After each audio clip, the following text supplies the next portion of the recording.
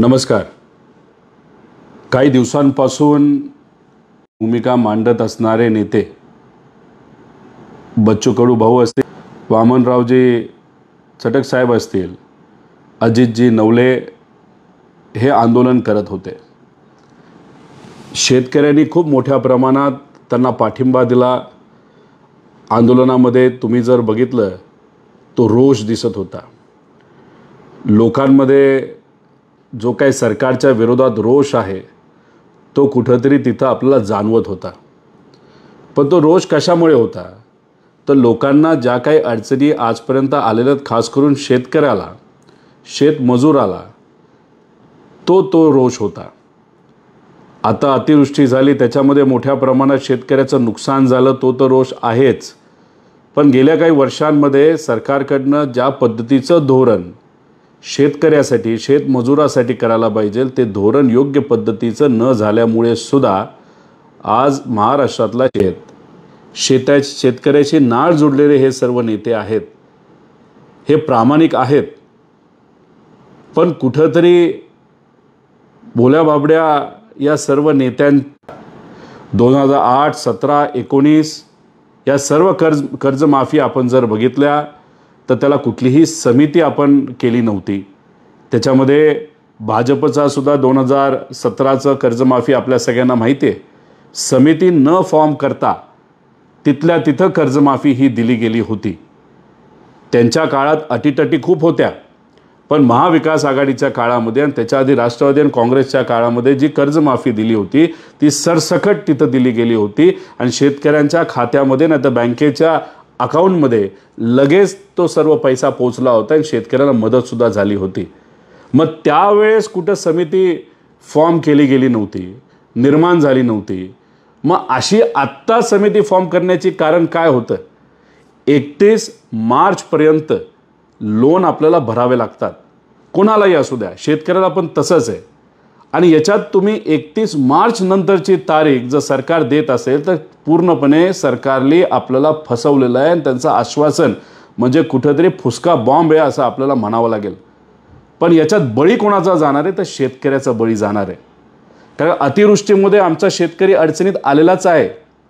एक मोठं पॅकेज या अडचणीत आलेल्या शेतकऱ्यांना या सरकारने दिलं होतं आणि त्यात सांगितलं होतं 32,000 कोटी रुपयेचं पॅकेज आम्ही तिथं देत आहोत. पण ते पॅकेजसुद्धा दुर्दैवाने फसवय हे आम्ही आधीसुद्धा सांगितलं होतं आणि आत्तासुद्धा आपल्या सर्वांना सांगतो. 28 लाख हेक्टर शेतीचं नुकसान तिथं झालं. NDRFच्या निकषानुसार तिथं शेतकऱ्याला किती पैसा मिळणार आहे तर 6,175 कोटी रुपये. रब्बी हंगामाच्या तयारीसाठी किती सरकार देणार आहे? 10,000 रुपये पर हेक्टरी म्हणजे 6,500 कोटी. एकतर आत्ताचंच जे नुकसान झालेलं आहे खरीफचं त्याचा पैसा दिवाळीपूर्वी जो येणार होता तो अजूनपर्यंत मिळालेला नाही. तर रब्बी हंगामाचा कधी हे देणार आहे हे त्या ठिकाणी देवालाच माहिती आहे असं आपल्याला म्हणावं लागेल. नुकसानग्रस्त विहिरीसाठी 1,10,000 बाधित विहिरी झाल्या, 30,000 रुपये देणार, म्हणजे 33 कोटी रुपये देणार. नुकसानग्रस्त घरांना कुठंतरी 600 कोटी रुपये देणार.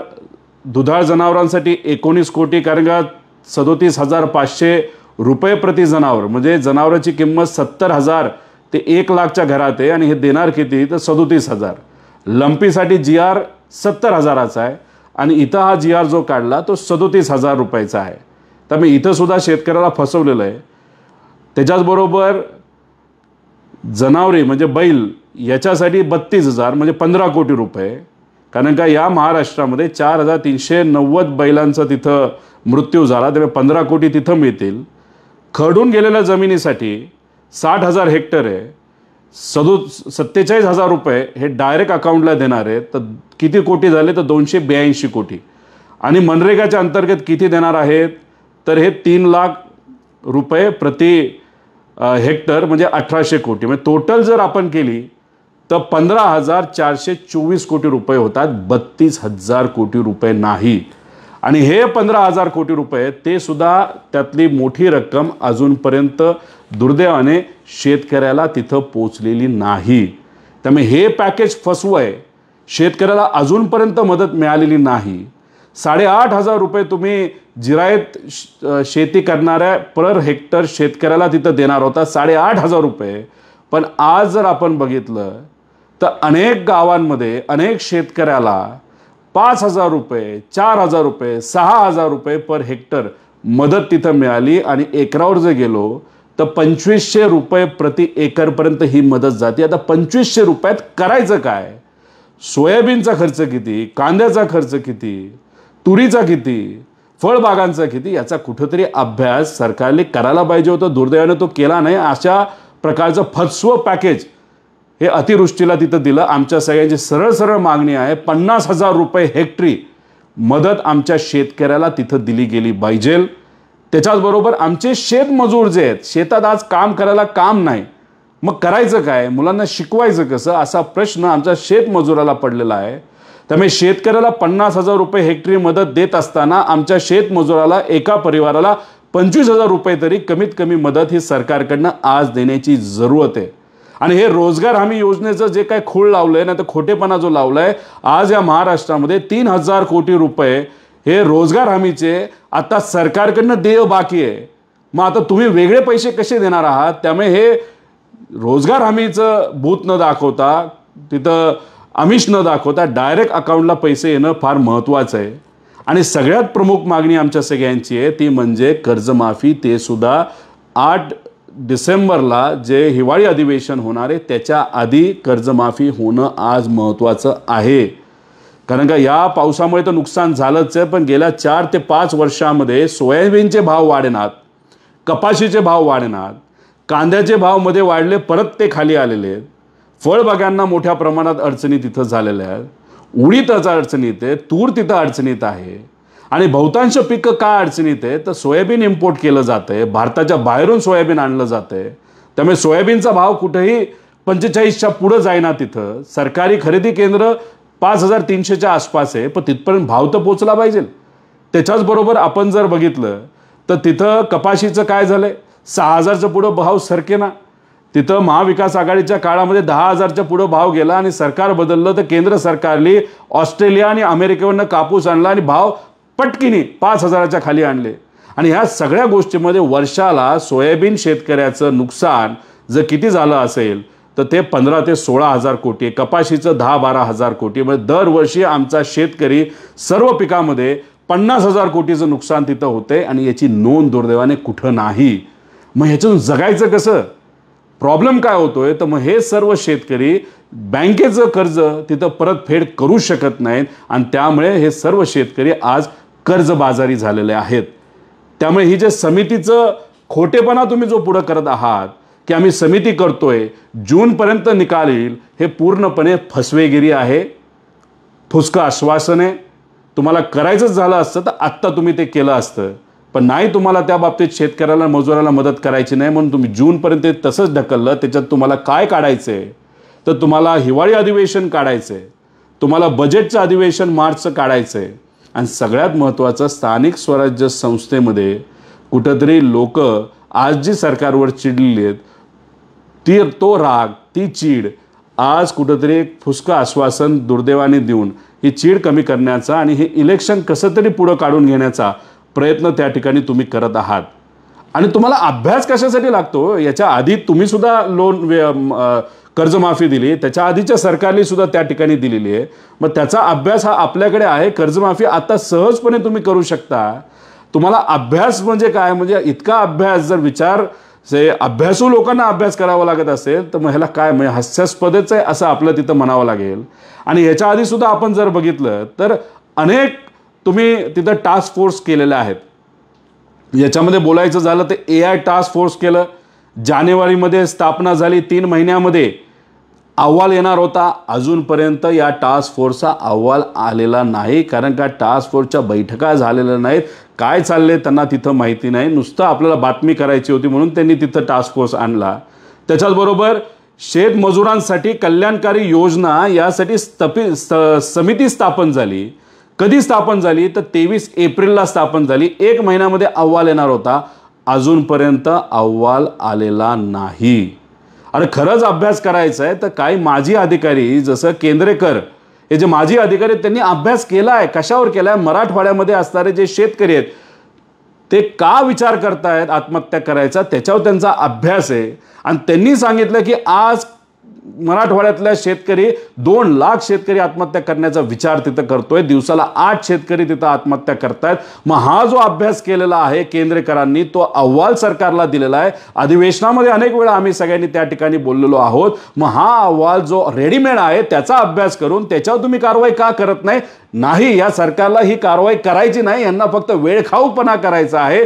आणि सरकार जे शेतकरी आमचा अडचणीत आहे, मजूर जो अडचणीत आहे, ग्रामीण भाग मध्यमवर्गीय जो अडचणीत आहे, त्यांना अडचणीतच ठेवायचे. मग उद्या जाऊन 1500 रुपये महिन्याला दिले, 2000 रुपये महिन्याला दिले, त्यात कुठेतरी मतं मिळतील आणि आपलं 5 वर्षाचं इलेक्शन निघून जाईल असं कदाचित या सरकारला त्या ठिकाणी वाटतंय. असं ठाम मत आमचं आहे. त्यामुळे जूनपर्यंत न थांबता काही झालं तरी पुढच्याच काही दिवसांमध्ये आम्ही कर्जमाफी करू आणि आमच्या शेतकऱ्याला 31 मार्चच्या आधी जे काय तिथं रेग्युलर कर्ज करावं लागतं ते करावं लागणार नाही. यासाठी कुठं ना कुठंतरी मदत ही त्या ठिकाणी सरकारकडनं जाहीर झाली पाहिजे आणि कर्जमाफी पुढच्या काही दिवसातच झाली पाहिजे अशी आमच्या सगळ्यांची तिथं मागणी आहे.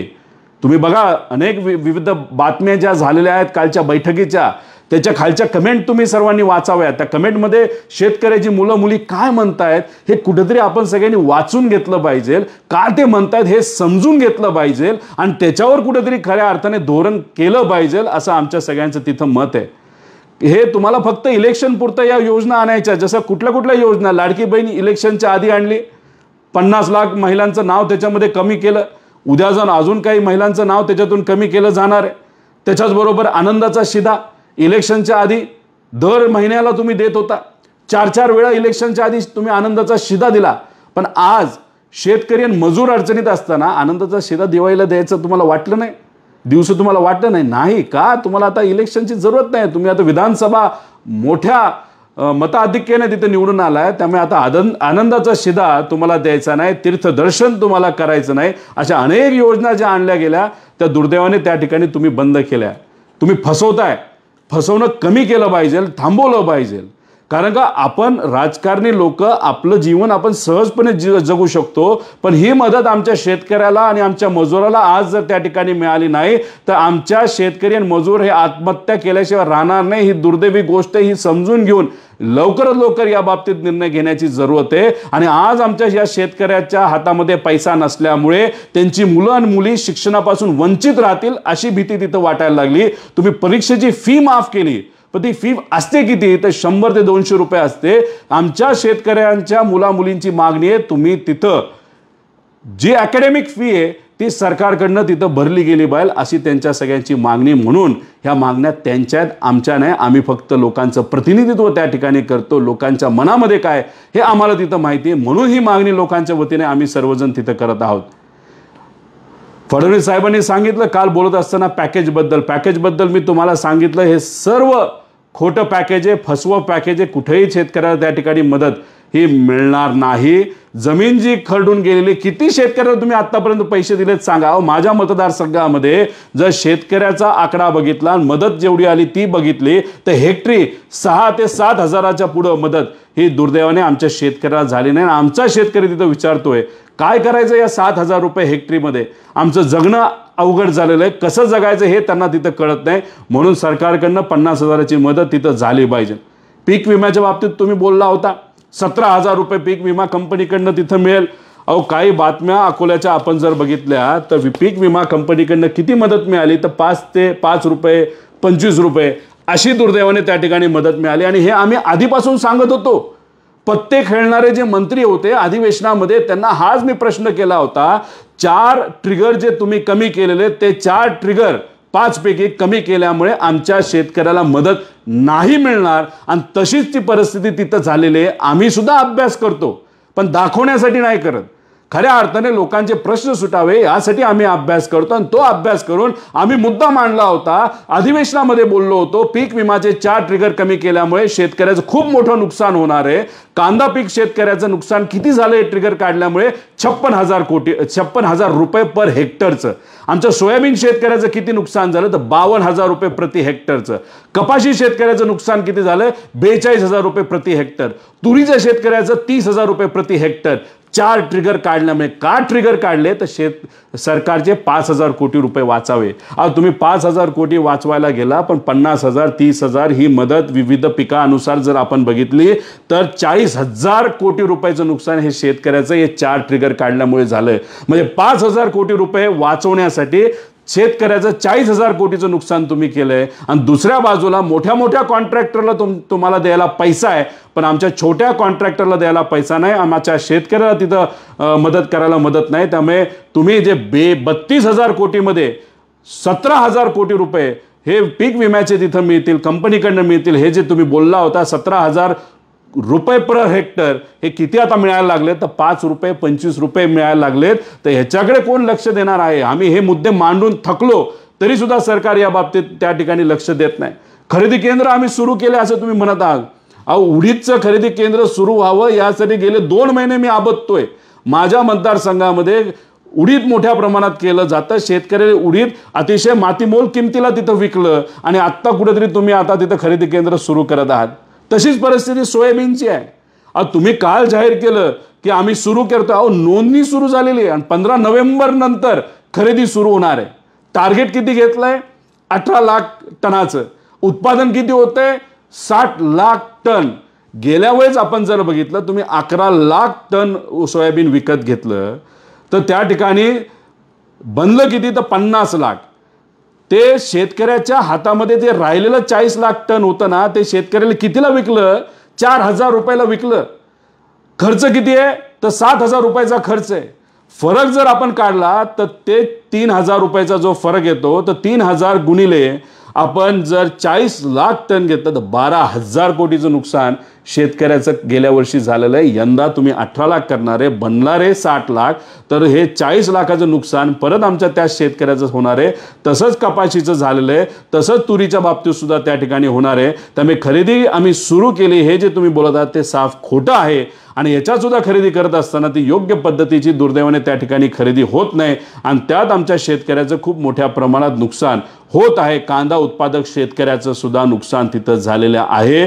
जेव्हा कांदा आता शेतकऱ्याच्या हातामध्ये विक्रीला येणार तेव्हाच मार्केट पडलेलं आहे.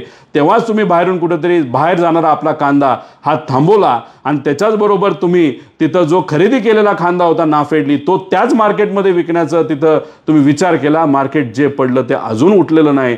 त्यामुळे शेतकरी कांद्याचा सुद्धा आमचा त्या ठिकाणी नुकसानात आहे. आणि भावांतर योजनेबद्दल आम्ही जेव्हा मंत्री महोदयांना त्या ठिकाणी विचारतो तेव्हा ते म्हणतात कसली भावांतर योजना? इलेक्शनच्या काळामध्ये आम्ही कर्जमाफी करू हे तुम्ही बोलला होता. तुम्ही हेही सांगितलं होतं आम्ही भावांतर योजना आणू. आम्हाला शेतकऱ्याला अशीच मदत नकोय. तुम्ही भावांतर योजना जर आणली त्यातून आमच्या शेतकऱ्याला योग्य असा भाव मिळाला तर आम्हाला कर्जमाफी सुद्धा नकोय. पण तुम्ही भावांतर योजना बोलून सुद्धा आणत नसाल तर कर्जमाफी तरी देण्याची जबाबदारी तुमच्या सगळ्यांची आहे हे तुम्हाला वाटत नाही का? त्यामुळे अशा पद्धतीने ह्या सगळ्या गोष्टी होत असतील तर काल जे आश्वासन सरकारकडनं तिथं दिलं गेलं हे आश्वासन फेल आहे.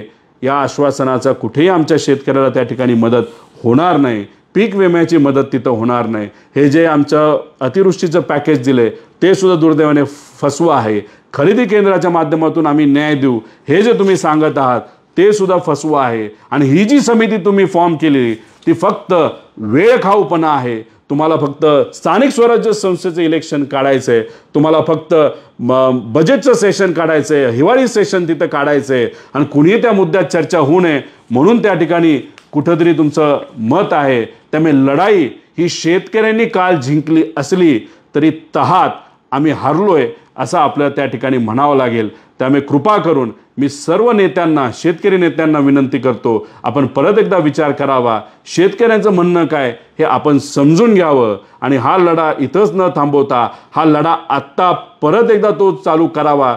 परत एकदा आपण लढावं आणि आमच्या मायबाप जनतेसाठी, आमच्या शेतकऱ्यासाठी, आमच्या शेतमजुरासाठी हा लढा परत एकदा आत्ताच्या आत्ता हा आपल्या सर्वांना तिथं सुरू करावा लागेल असं आम्हा सगळ्यांना वाटतं. आज या व्हिडिओ कॉन्फरन्सिंगच्या मदतीने फक्त शेतकऱ्याची भावना काय, काल कसं आपल्या सर्वांना दुर्दैवाने त्या ठिकाणी सरकारच्या माध्यमातून प्रामाणिक नेत्यांना सुद्धा फसवलं, आपल्यालाही फसवलं, शेतकऱ्यांनाही फसवलं, हे या मीडियाच्या सोशल मीडियाच्या मदतीने मला सांगायचं होतं. आपण सुद्धा आसपास बघा काय परिस्थिती आहे. सोशल मीडियावर पण बघा लोक कसे व्यक्त होत आहेत. छोटे मोठे मराठी पत्रकार हे जर तुम्ही गावात गेला, लोकात गेला, ग्रामीण भागात घेतला, तिथं असणाऱ्या लोकांना तुम्ही विचारावं. 2 तारखेला मोठी एकादशी आहे, पंढरपूरला मोठ्या संख्येने लोक तिथे येणार आहेत. तिथं सुद्धा मीडियाची लोक गेल्यानंतर तिथं असणाऱ्या लोकांना तुम्ही विचारा काय परिस्थिती आहे. लोक सांगतील अतिशय भयानक परिस्थिती, जगायचं कसं, श्वास घ्यायचा कसा, असा प्रश्न आमच्या शेतकऱ्याला तिथं पडलेला आहे. आज ही भूमिका इथं मांडायची होती. आम्ही शेतकऱ्याचं पुत्र म्हणून, शेतकऱ्याला पाठिंबा देणारे लोक म्हणून, आम्ही सामाजिक कार्यकर्ते म्हणून, एका पक्षातले लोकप्रतिनिधी म्हणून कर्जत जामखेडच्या जनतेने लोकांच्या हितासाठी लढायला अनेक ताकद लावून सुद्धा मला त्या ठिकाणी अधिवेशनात पाठवलं. त्या सर्व जनतेच्या वतीने उद्या योग्य ती भूमिका आम्ही पुढं काय करणार आहोत, कसं आंदोलन करणार आहोत, हे उद्या सकाळी 10 ते 11च्या दरम्यान मुंबईमध्ये एक प्रेस कॉन्फरन्स घेऊन नक्कीच आम्ही आमची भूमिका त्या ठिकाणी स्पष्ट करणार आहोत. पण काल लढा जिंकला असला तरी तहात आपण हारलेलो आहे असं आपल्याला म्हणावं लागेल. हे सरकार कसं फसवंय हे अनेक दिवसांपासून आपण सर्वजण बघितलेलं आहे. ग्रामीण भागामधल्या लोकांना सुद्धा ह्या गोष्टी सोसाव्या लागतात आणि शहरी भागातल्या लोकांना सुद्धा सोसाव्या लागतात. इलेक्शनच्या काळामध्ये हिंदुत्वाचं नाव घेऊन हे सरकार मतं मागतं आणि दुसऱ्या बाजूला पुण्यामध्ये जैन हॉस्टेलच्या बाबतीत तिथं एक मंदिरला अतिक्रमण दाखवून उद्या जाऊन 3000 कोटी रुपयाची बिल्डिंग ही तिथं बांधायची होती. करणारे भाजपचेच लोक आणि सोडवणारे सुद्धा नंतर प्रेशर वाढल्यानंतर, सर्व समाज रस्त्यावर आल्यानंतर, दंगेकर भाऊंसारखे अनेक सामाजिक कार्यकर्ते उतरल्यानंतर, मराठी मीडियाने हा विषय पुढे घेतल्यानंतर आणि लोकांचा विजय झाल्यानंतर क्रेडिट घ्यायला सुद्धा हेच भाजपचे लोक पुढे त्या ठिकाणी करत असतील तर याच्यासारखं भयानक राजकारण दुसरं कुठलंही नाही हेच आपल्याला त्या ठिकाणी म्हणावं लागेल. जाती धर्मामध्ये फक्त आपल्याला वाटून ठेवलेलं आहे, वाद लावून ठेवलेला आहे. लोकसभेच्या वेळेस हेच केलं, विधानसभेच्या हेच केलं आणि आत्ता सुद्धा तिथं आपण जर बघितलं की तिथं मोठ्या प्रमाणात जाती धर्मामध्ये वाद निर्माण केला जातो, पण न्याय कोणालाच तिथं मिळत नाही. बहुजन समाजाचा शेतकरी अडचणीत आहे, बहुजन समाजाचा आमचा मजूर अडचणीत आहे, 18 पगड जाती धर्मातला लोक तिथं अडचणीत आहे आणि यांच्यासाठी आपल्या सर्वांना खऱ्या अर्थाने लढायचं आहे. कारण का जर लढलो, त्यांना मदत मिळाली तर ह्या सर्व लोकांना मदत मिळणार आहे. आणि मदत आपण मागत असताना एका समाजासाठी न मागता सर्व शेतकरी समाजासाठी, आमच्या मजूर समाजासाठी त्या ठिकाणी आपण सर्वजण मागत आहोत. त्यामुळे कृपा करून जाती धर्मामध्ये लढण्यापेक्षा संतांनी दिलेला विचार आहे एकजुटीने राहू, बहुजन समाजासाठी, 18 पगड जाती धर्मासाठी आपण त्या ठिकाणी लढूया, एवढंच या ठिकाणी आपल्या सर्वांना सांगतो. आणि हा लढा इथंच संपलाय असं न समजता हा लढा अजून आक्रमक आपल्या सर्वांना करावा लागेल, हीच भूमिका इथं मी मांडतो. आणि उद्या कसं काय करायचं एक सामाजिक कार्यकर्ता म्हणून मी फक्त नागरिक म्हणून त्या ठिकाणी माझी भूमिका स्पष्ट करेल, एवढंच सांगतो आणि थांबतो. रामकृष्ण हरी. तुमची car, electric panel, data server आगीपासून सुरक्षित आहे का? नाही? मग आजच बसवा F protect temperature activated fire suppression device. यामध्ये आहे eco friendly non toxic pressurised liquid, जे आग लागल्यास क्षणार्धात ॲक्टिवेट होऊन आगीवरती मिळवते नियंत्रण. बसवण्यास अतिशय सोपे आणि सुटसुटीत टेकालिपचे एक दर्जेदार उत्पादन एफ प्रोटेक्ट.